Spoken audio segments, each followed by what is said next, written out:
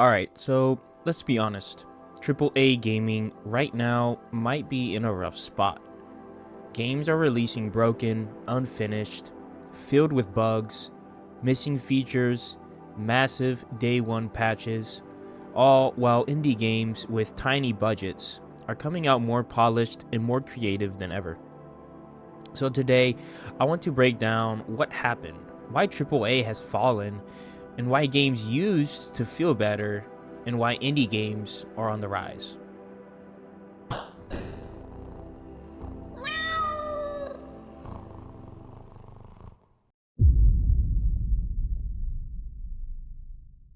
What made AAA games so good?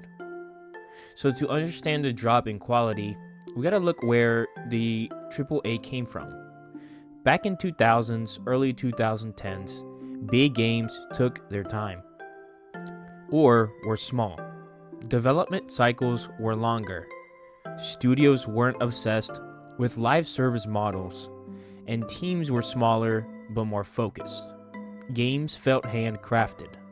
They had strong art styles, emotional stories, and full campaigns shipped complete. And when a game came out, that version was the version. You didn't need a 90 gigabyte patch on launch day. The industry was focused on finishing a game, not turning it into a 2-year monetization plan. And because of that, games felt tighter, cleaner, and way more memorable.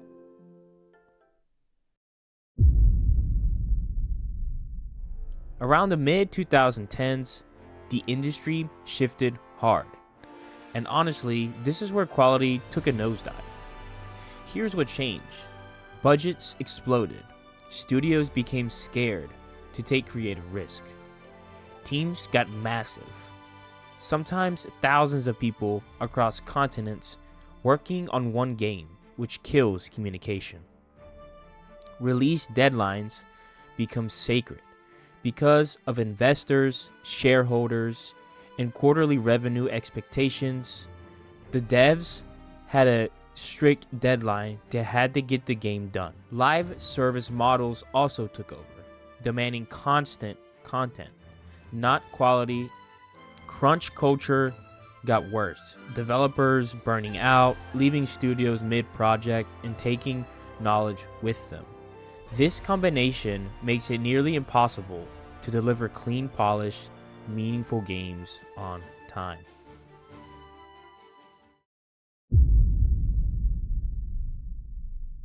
One of the first live service model games was Destiny in 2014. Destiny wasn't the first online game ever, but it was the first massive mainstream blockbuster AAA title designed from the ground up to be a live service experience.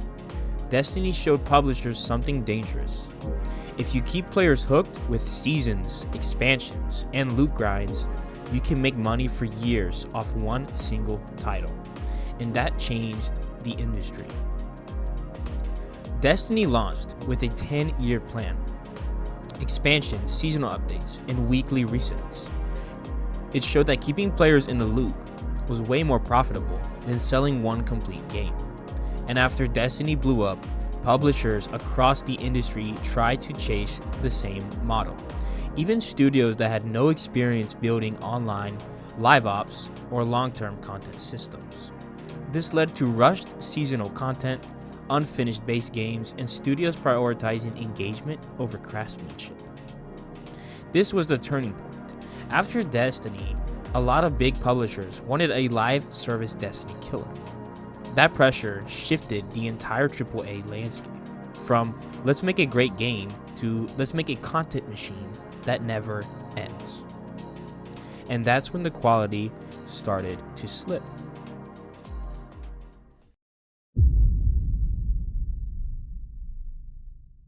Alright, let's break down a few of the biggest AAA failures in recent years. Cyberpunk 2077 launched in 2020, and it wasn't just buggy, it was catastrophically broken on PS4 and Xbox One. And it didn't fail because the devs were incompetent. It failed because the game was forced to launch before it was finished. The entire vision for the game changed halfway through development, and they built a massive open world in too little time. Old gen consoles couldn't handle the game very well, but it still had to ship on them. Some in-game problems included NPCs T-posing in the streets, cars spawning out of thin air, police teleporting behind you instantly after committing a crime, game crashes every 20 to 30 minutes, textures failing to load, entire quest lines breaking and becoming unplayable, floating weapons, floating objects, missing facial animations. You would get 15 to 20 FPS on last gen consoles, constant texture pop in, entire cities disappearing, NPCs not even spawning at all. So it wasn't just buggy, the game was just unplayable on PS4 and Xbox One. Battlefield 2042, launched in 2021, had one of the roughest launches in FPS history. Players complained about stuff that should never slip through in an AA shooter. Hit registration failing, bullets literally not counting, rubber banding, and insane lag even on high-end PCs. Weather effects like tornadoes not working correctly, specialists with broken abilities, hovercrafts climbing walls and buildings, UI bugs, no voice chat unlaunched, glitched animation where players lay flat while running, and guns with zero recoil at release. 2042 felt like a beta test, not a finished game.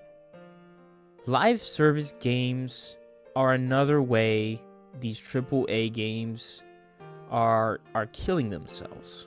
Studios now design games. How do we keep players engaged for 5 years? Instead of how do we craft the best story or experience possible that we want the player to feel? And this leads to many things. Shallow gameplay loops, recycled content, seasonal grinds, unbalanced mechanics, microtransactions baked into design, and it could lead to maps and missions just launched unfinished. Instead of making art, they're making engagement machines. So, let's talk about a very big example in recent years, Apex Legends. So Apex launched amazing, smooth movement, polished gunplay, fresh approach to Battle Royale. It launched very high and was considered almost the Fortnite killer. So this was a AAA game and it was very, very well done. But about 2 years to 3 years into the game, they started to lean very hard into aggressive monetization. You had overpriced skins, loot box systems, a $170 heirloom controversy, horrible event pricing, predatory collection bundles, and limited time skins locked behind paywalls. One of the worst moments was during the Iron Crown event. Skins were locked in loot boxes only and cost hundreds to get. Players were furious. Subreddits exploded. Even the devs publicly apologized. So the problem, live service pressure pushed Respawn to pump out constant content, battle passes, and cash grab events instead of focusing on quality and balance. Apex identity shifted from a polished shooter to a seasonal money machine, and this almost killed Apex, and ever since the player base has been declining, until recently when they started to focus more on gameplay, better events, and now Apex is coming back in. Now let's talk about Fortnite.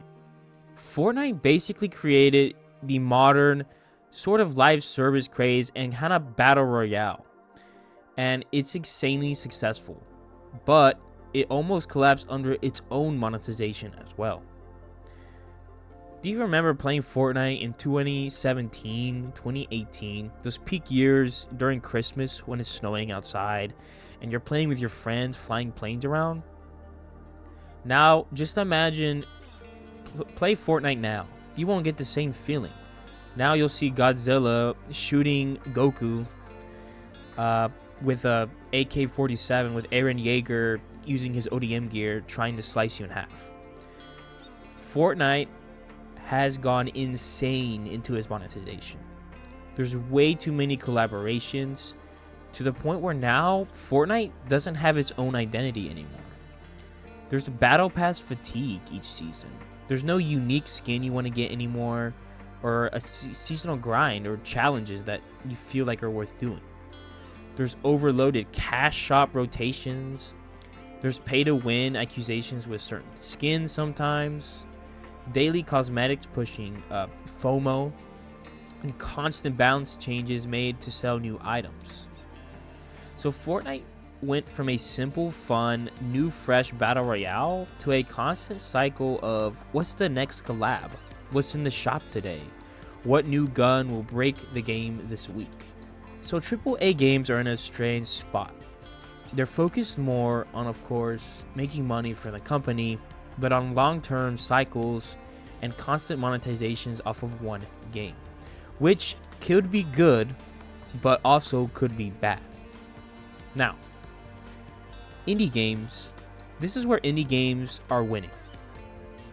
While AAA games are fighting budgets, deadlines, and shareholder pressure, indie games have exploded in recent years. Why? Because they focus on creative ideas, not monetization. They have smaller teams, so communication is tight. They polish what they can manage, no unnecessary features. And they're passion projects, not financial products. Look at games like Hades, Hollow Knight, Stardew Valley, Outer Wilds. These games feel alive. They feel crafted. They feel human because they are. They're what AAA games used to feel like. Now, indie games are not easier to make. A lot of people say they're way harder. They don't have huge budgets, giant studios, hundreds of employees, marketing teams, or safety nets. A lot of these times, these indie developers are spending their own money or not making any money at all while making these games. Most of the time, they're either made by tiny teams and sometimes one single person working in their bedroom or small studio apartment. But the difference is that they're built out of passion and not pressure. Hollow Knight, another masterpiece made by 3 people. 3. They didn't have big money, crazy tech, or massive motion capture studios. They had their art style, their music, their vision, and they built one of the greatest Metroidvania games ever made. Beautiful hand-drawn art, emotional music, tight controls, a gigantic world filled with secrets, a story that quietly rewards curiosity, and no microtransactions, battle pass, or live service nonsense. Hollow Knight didn't need a $1 billion budget, it needed heart, and that's why players still consider it an all-time great. So, AAA games aren't bad because the devs forgot how to make good games. They're bad because the system's broken. Too many bosses, too many deadlines, too much pressure, too many cooks in the kitchen. Quality isn't the priority anymore. Profits, deadlines, and engagement metrics are. Indie games succeed because they operate outside that system. More passion, more souls, smaller teams. AAA can improve, but it requires rebuilding how they think about development. Recent games are on the right track, but until then, indie games are going to keep winning.